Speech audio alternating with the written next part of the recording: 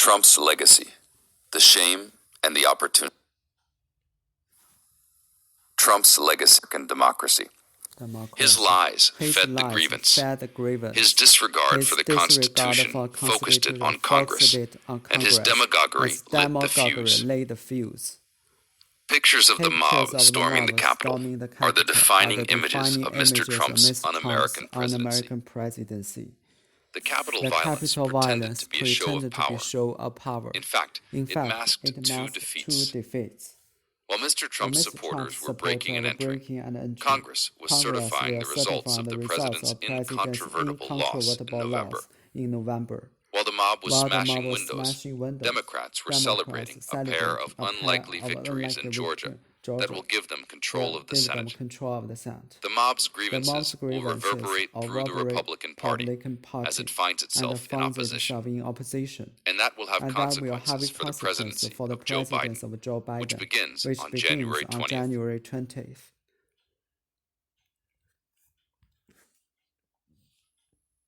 Heart of American democracy. His lies fed the grievance. His disregard for the Constitution focused it on Congress, and his demagoguery lit the fuse. Pictures of the mob storming the Capitol are the defining images of Mr. Trump's un-American presidency. The Capitol violence pretended to be a show of power. In fact, it masked two defeats. While Mr. Trump's supporters were breaking and entering, Congress was certifying the results of the president's incontrovertible loss in November. While the mob was smashing windows, Democrats were celebrating a pair of unlikely victories in Georgia that will give them control of the Senate. The mob's grievances will reverberate through the Republican Party as it finds itself in opposition. And that will have consequences for the presidency of Joe Biden, which begins on January 20th. The Capitol violence pretended to be a show of power. In fact, it masked two defeats. While Mr. Trump's supporters were breaking and entering, Congress was certifying the results of the president's incontrovertible loss in November. While the mob was smashing windows, Democrats were celebrating a pair of unlikely victories in Georgia that will give them control of the Senate. The mob's grievances will reverberate through the Republican Party as it finds itself in opposition, and that will have consequences for the presidency of Joe Biden, which begins on January 20th.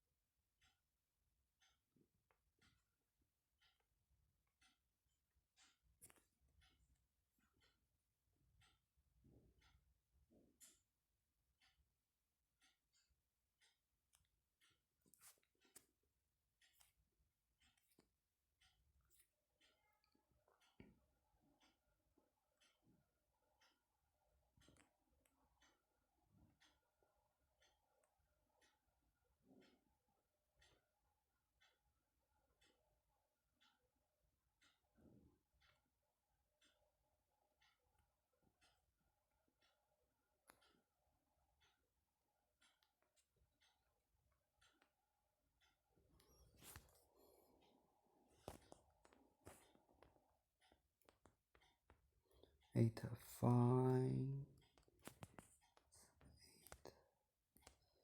itself in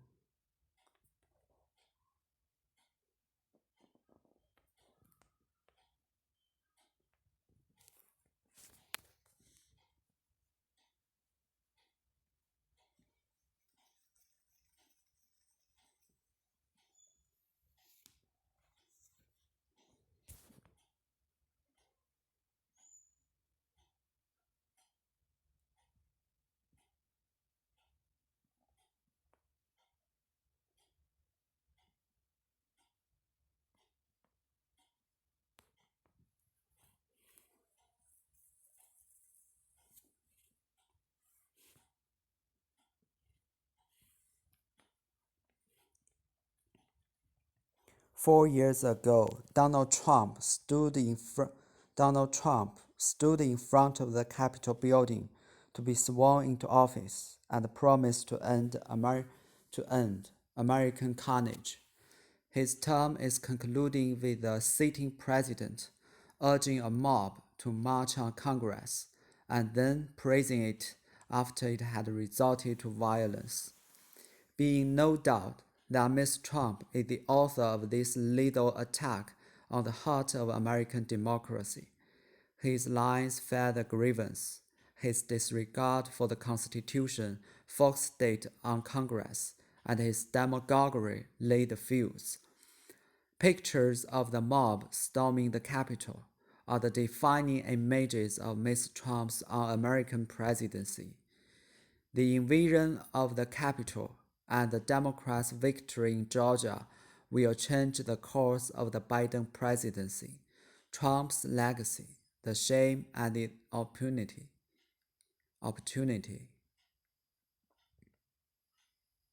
Trump's legacy, the shame and the opportunity. The invasion of the Capitol and Democrats' victory in Georgia will change the course of the Biden presidency. 4 years ago, 4 years Donald ago, Trump Donald stood Trump in front stood of the in Capitol front of the building to be Capitol sworn building into office to be sworn and into promised office to and end promised to American end carnage. American carnage. His term is His concluding term with the is sitting concluding with president the sitting urging a president mob to urging march a on mob Congress to march on and then Congress praising it and then after it praising had it resorted after to it had violence. resorted to violence. Be in no doubt Being no that Mr. doubt that Trump is Mr. the Trump author is the of this author of lethal this attack lethal on the heart attack of on the American heart of democracy. American democracy. His lies His fed lies the fed the grievance. grievance. His His disregard for the disregard for the Constitution focused Constitution it on focused Congress, on and Congress, his and his demagoguery lit the demagoguery laid fuse. the fuse.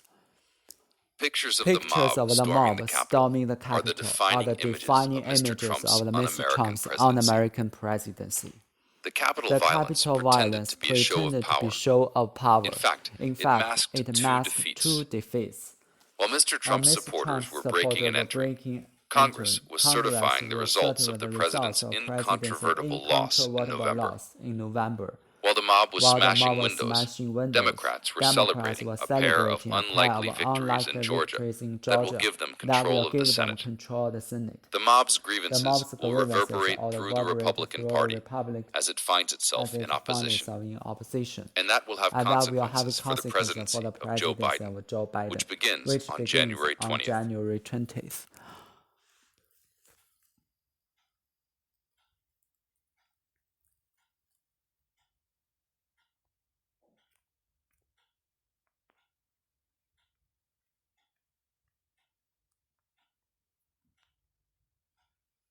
Are won or lost in our minds before we begin day one. Quitting or skipping a day wasn't a temptation at any point. I was all in with this from the beginning. Partly, I did this as a gift to my future self. It creates a powerful new reference experience. I now know what it's like to publish something every day for more than a year. And for the rest of my life, I'll always know that I'm capable of at least that much. Even 20 years from now, I'll be able to remember that in the wild year of 2020, I published something new every single day. I've created and published more new material this year than in any previous year of my life. I've been earning a living from my creativity since 1994. So I have a lot of years of that behind me. It seems I It still seems have a I lot of still have a years of lot that of years ahead of that me, too. ahead of me too. 1 year of daily blog. These kinds of These kinds challenges of are won challenges or won lost or in our lost in minds our before minds we before we begin day one. begin day one. Quitting or Quitting skipping a or day skipping a wasn't a day temptation wasn't a at any temptation point. at any point. I was all I in was with this all from in the with beginning. this from the beginning. Partly, I did Partly, this I as a did this gift to as a my future gift to my self. future self. It creates It a powerful creates a new powerful reference new experience. reference experience. I now I know what now it's know like to what it's publish like to something publish every day something for more every than a day for year. more than a year. And for the rest of And my for the life, rest of my I'll life, always I'll know that I'm always know capable of at that I'm least that capable much. of at least that much. Even 20 years Even from now, 20 years I'll be from able now, to I'll be remember able that to in the remember wild year that of in the wild 2020, year of I 2020, published I something new published something new every single day. every single day. I've created I've and published created more and new published material more this new year material than in this any year than previous in year of my life. any previous I've been year of my earning a life. living I've from my been earning a creativity living since from my creativity 1994, since so I have a lot of 1994. years of that So I have behind a me. lot of years of that It behind seems I me. still It have a lot seems of I years still of have that a lot ahead of of me, years too. of that ahead of me too.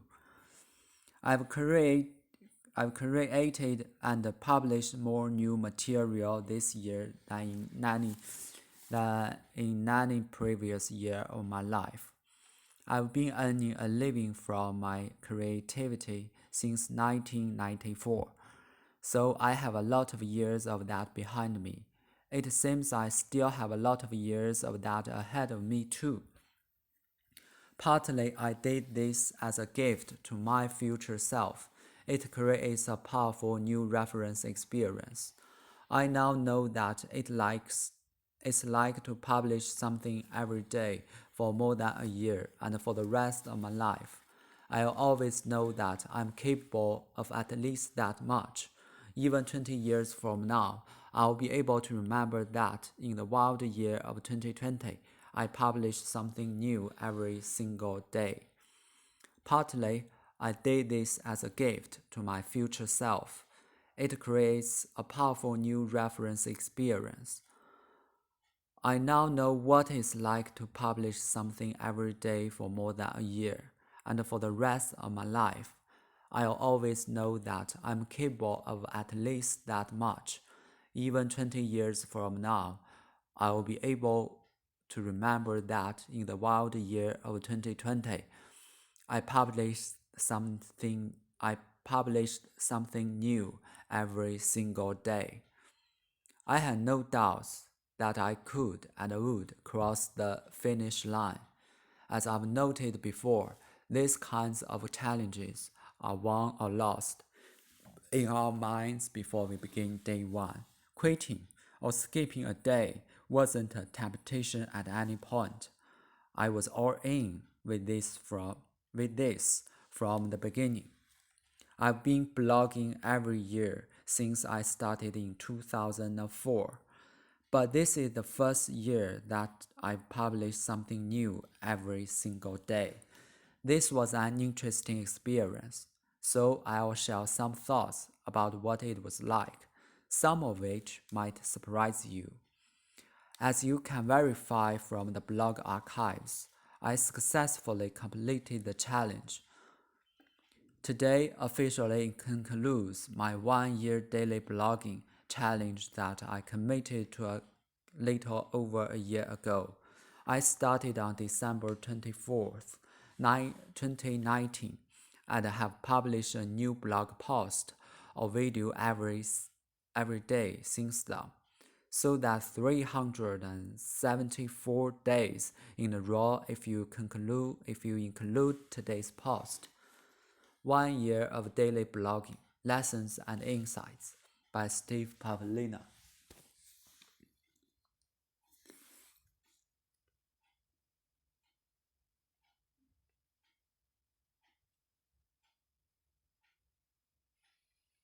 One year of 1 year daily of blogging, daily blogging, lessons and insights by Steve by Pavlina. Steve Pavlina. Today Today officially concludes concludes my my 1 year daily blogging blogging challenge that I committed to a year a ago. little over a year ago. I started I on December started on 24th, December 24th, 2019, 2019, and published a new blog post or video every day since then. So that's So that's 374 days in a row if you include today's post. As you can verify from the blog archives, I successfully completed the challenge. Complete the challenge. I've been blogging every year since I started in 2004. But this is the first year that I've published something new every single day. This was an interesting experience, so I'll share some thoughts about what it was like, some of which might surprise you. I had no doubts that I would cross the finish line, as I've noted before. These kinds of challenges are won or lost in our minds before we begin the day one. Quitting or skipping a day wasn't a temptation at any point. I was all in with this from the beginning. Partly, I did this as a gift to my future self. It creates a powerful new reference experience. I now know what it's like to publish something every day for more than a year. And for the rest of my life, I'll always know that I'm capable of at least that much. Even 20 years from now, I'll be able to remember that in the wild year of 2020, I published something new every single day. I've created and published more new material this year than in any previous year of my life. I've been earning a living from my creativity since 1994, so I have a lot of years behind me. It seems I still have a lot of years ahead of me too.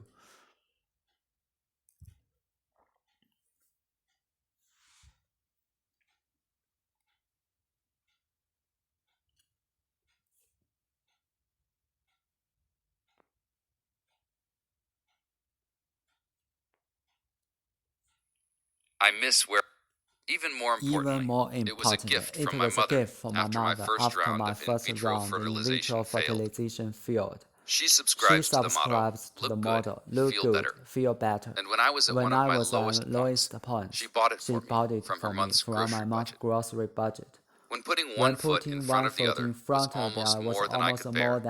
I found unexpected strength when I donned a silky pink tunic, dark leggings, and that houndstooth blazer. It was my office go-to throughout my fertility treatments. It helped to hide my ovaries, swollen to the size of peaches after rounds of injections. But it also allowed me to conceal a sadness too painful to reveal. When colleague upon colleague announced joyful pregnancy news. Today, my daughter is almost 9, and that blazer has remained a powerful go-to piece. When I put it on, I'm reminded that slogging through tough times is just a little bit easier if I'm well-dressed for the occasion. I miss wearing office clothes. Tough times are easier if I'm well-dressed. By Suzanne Westover. I am mourning my office wardrobe. In pre-pandemic days, if I needed a boost to my self-esteem or to gird my loins for a difficult day, I reached for my black and white houndstooth blazer with the hook and eye clasps and deliberately frayed edges. Paired with skinny jeans and a tall caramel leather boot, it struck the right balance between authoritative and relatable. Even more importantly, it was a gift from my mother after my first round of in vitro fertilization failed. She subscribes to the motto, look good, feel better. And when I was at one of my lowest points, she bought it for me from her month's grocery budget. When putting one foot in front of the other was almost more than I could bear, I found unexpected strength when I donned a silky pink tunic, dark leggings, and that houndstooth blazer. It was my office go-to throughout my fertility treatments. It helped to hide my ovaries, swollen to the size of peaches after rounds of injections. But it also allowed me to conceal a sadness too painful to reveal when colleague upon colleague announced joyful pregnancy news. Today, my daughter is almost 9, and that blazer has remained a powerful go-to piece. When I put it on, I'm reminded that slogging through tough times is just a little bit easier if I'm well-dressed for the occasion. Today, my daughter is almost 9, and that blazer has remained a powerful go-to piece. When I put it on, I'm reminded that slogging through tough times is just a little bit easier if I'm well dressed for the occasion.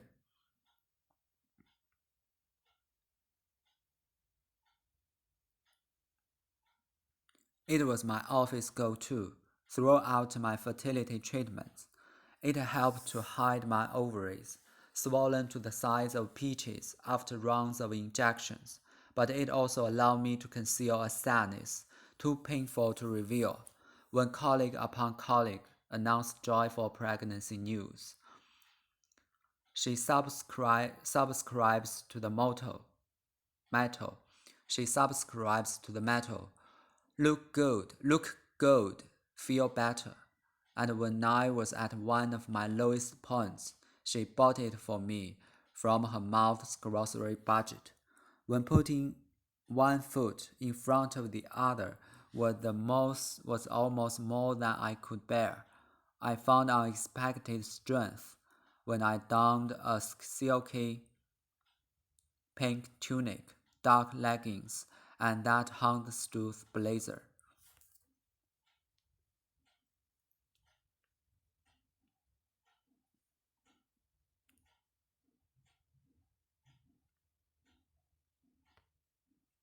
Even more importantly, it was a gift from my mother after my first round of in vitro fertilization failed. I am mourning my office wardrobe. In pre-pandemic days, if I needed a boost to my self-esteem or to grade my loins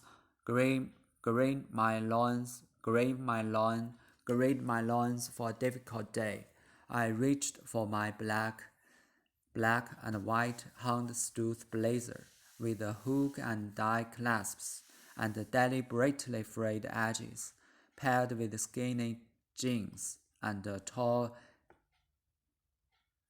caramel leather boot. It struck the right balance between authoritative and relatable. I miss wearing office clothes. Tough times are easier if I'm well dressed. By Susan Westover.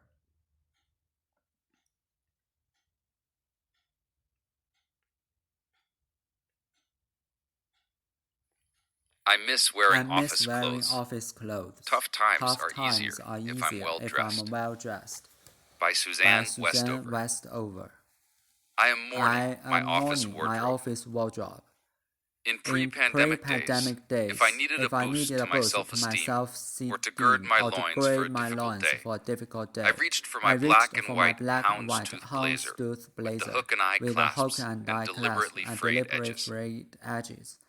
Paired with skinny jeans and a tall caramel leather boot, it struck the right balance between authoritative and relatable. Even more importantly, it was a gift from my mother after my first round of in vitro fertilization failed. She subscribes to the motto, look good, feel better. And when I was at one of my lowest points, she bought it for me from her month's grocery budget. When putting one foot in front of the other was almost more than I could bear, I found unexpected strength when I donned a silky pink tunic, dark leggings, and that houndstooth blazer. It was my office go-to throughout my fertility treatments. It helped to hide my ovaries, swollen to the size of peaches after rounds of injections. But it also allowed me to conceal a sadness too painful to reveal when colleague upon colleague announced joyful pregnancy news. Today, my daughter is almost 9, and that blazer has remained a powerful go-to piece. When I put it on, I'm reminded that slogging through tough times is just a little bit easier if I'm well dressed for the occasion.